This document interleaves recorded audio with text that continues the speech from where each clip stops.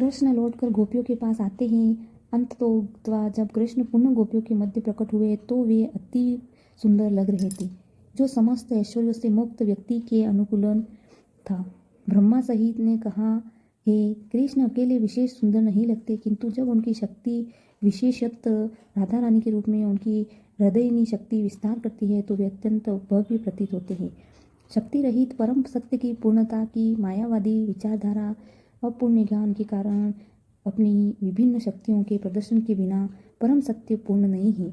आनंद चित्तमय रस का अर्थ है उनका शरीर नित्य आनंद तथा ज्ञान का दिव्य रूप है। कृष्ण विभिन्न शक्तियों से निरंतर घिरे रहते हैं, अतः वे पूर्ण तथा सुंदर हैं। हमें ब्रह्मा सहित तथा स्कंद पुराण में पता चलता है कि कृष्ण निरंतर हजारों लक्ष्मियों से घिरे हैं।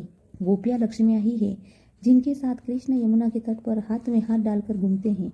स्कंद पुराण के अनुसार हजारों गोपियाँ प्रमुख हैं। इनके गोपियाँ विशेष रूप से विख्यात हैं, इनमें से भी अत्यधिक प्रधान है। 8 से आधा राधा रानी तथा चंद्रावली प्रमुख है। इन 2 गोपियों से राधा रानी सर्वोपरि है।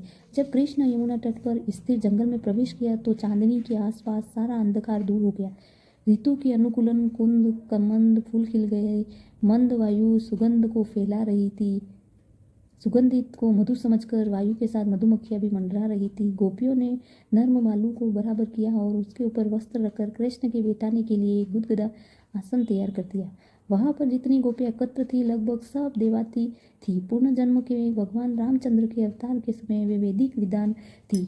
उन्होंने माधुर्य प्रेम भगवान रामचंद्र साधित्य की इच्छा की थी कि रामचंद्र जी ने उन्हें वर दिया था कि वे कृष्ण भगवान के अवतार पर वे उपस्थित होगी और वे उनकी इच्छाओं की पूर्ति करेंगे। कृष्ण के अवतार के समय जब इस वैदिक विद्वानों ने वृंदावन में तरुण गोपियों के रूप में जन्म लिया और पुनः जन्मों की इच्छा पूर्ति के लिए उन्हें कृष्ण का साधित्य प्राप्त हुआ, इनका चमन तन्मन्य प्राप्त हुआ था। वे इतनी प्रसन्न थे कि वे किसी वस्तु की इच्छा नहीं कर पा रही थी। इस पुष्टि भगवत गीता में हुई। यदि किसी को श्री भगवान प्राप्त हो जाते हैं तो फिर उसे किसी प्रकार की इच्छा नहीं होती।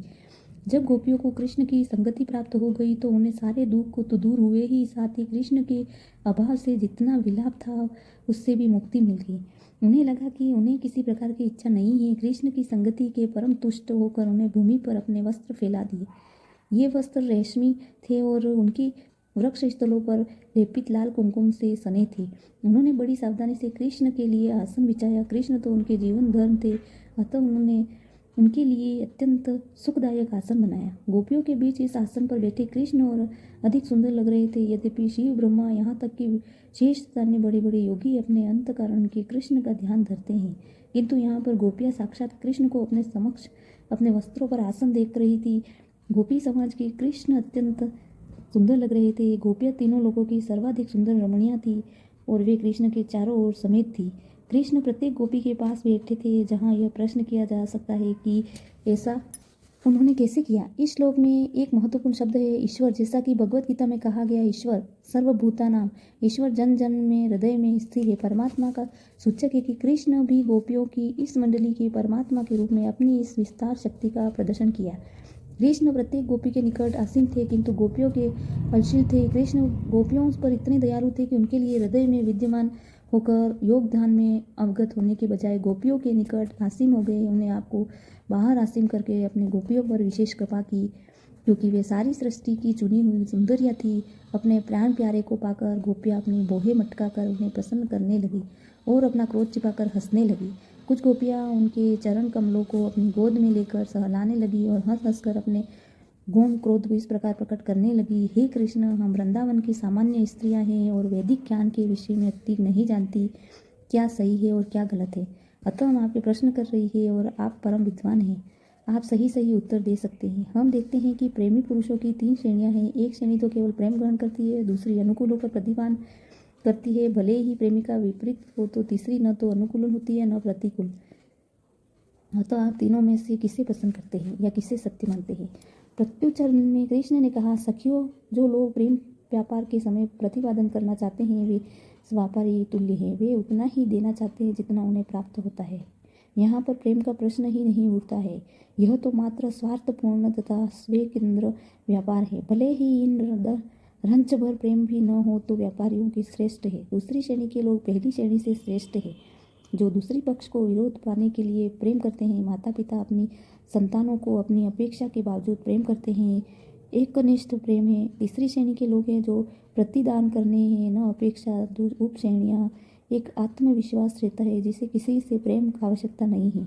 ये लोग आत्माराम कहलाते हैं, अर्थात वे भगवान के विचारों ही लीन रहते हैं, अतः उन्हें परवाह नहीं रहती कि प्रेम करता अथवा नहीं। किंतु दूसरी उपेक्ष श्रेणी में कृतज्ञों में लोग अपने गुरुजनों के प्रति विद्रोह करने, उदाहरणार्थ एक पुत्र अपने प्रिय माता पिता की सारी वस्तुएं प्राप्त करके भी कृतज्ञ हो प्रतिदान नहीं करता, इस श्रेणी को सामान्य गुरुद्रोह कहलाते हैं, जिसका अर्थ है कि अपने माता पिता तथा गुरु की कृपा प्राप्त करके भी उसकी अपेक्षा करते हैं।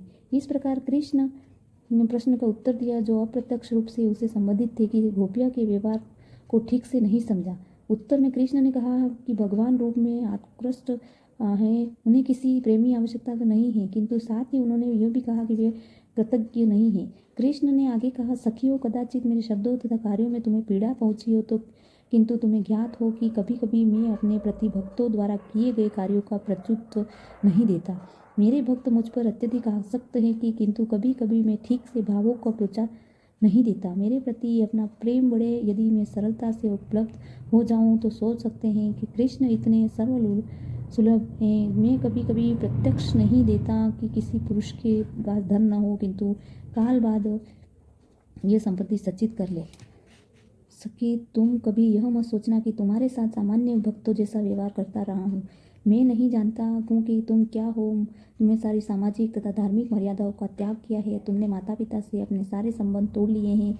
तुम भावुक बंधनों तथा धार्मिक मर्यादा की परवाह न करके मेरे पास आई और मुझे प्यार किया है। अतः मैं तुम लोगों का अत्यंत कृतज्ञ हूँ, इसलिए मैं तुम्हें सामान्य भक्तों के रूप में नहीं मानता। तुम मत ये सोचो कि मैं तुमसे दूर था, मैं तुम्हारे पास ही था। मैं तो यही देख रहा था कि मेरी अनुपस्थिति में तुम मेरे लिए कितनी चिंतित रहते हो। अतः कृपा करके मुझ में दोष न निकाले, क्योंकि तुम लोग मुझसे इतना प्रिय मानती हो। अतः यदि मैंने कोई त्रुटि की हो तो मुझे क्षमा कर दो। मैं तुम्हारे अवित्रत प्रेम में उत्कृष्ट नहीं हो सकता, चाहे मेरा जीवन अविद्य स्वर्ग के देवताओं जितनी ही क्यों न हो। तुम्हारे ऋण में उद्ऋण होना या तुम्हारे प्रेम के प्रति कृतज्ञता प्रकट कर पाना असंभव है। अतः तुम लोग अपने पुण्य कार्यों से संतुष्ट हो। तुम लोगों के मेरे प्रति आदर्श अनुराग का प्रदर्शन किया और पारिवारिक संबंध से उत्पन्न सारी कठिनाइयों को पार किया। कृपया अपने उच्च आदर्श प्रसन्न हो, क्योंकि तुम्हारे ऋण को चुका पाना मेरे लिए संभव नहीं है। वृंदावन के भक्तों द्वारा प्रकट यह आदर्श भक्ति भाव भक्ति शुद्धता के रूप में प्रमाणित है। शास्त्रों का आदेश भक्ति के हेतुलुक तथा अप्रहित होना चाहिए। इसका अर्थ हुआ कि कृष्ण भक्ति को किसी राजनीतिक धार्मिक मर्यादा से नहीं आंका जा सकता। भक्ति सदा दिव्य होती है।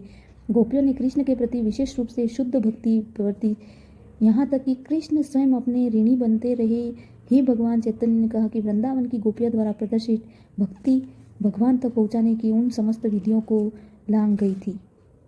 जय श्री कृष्ण।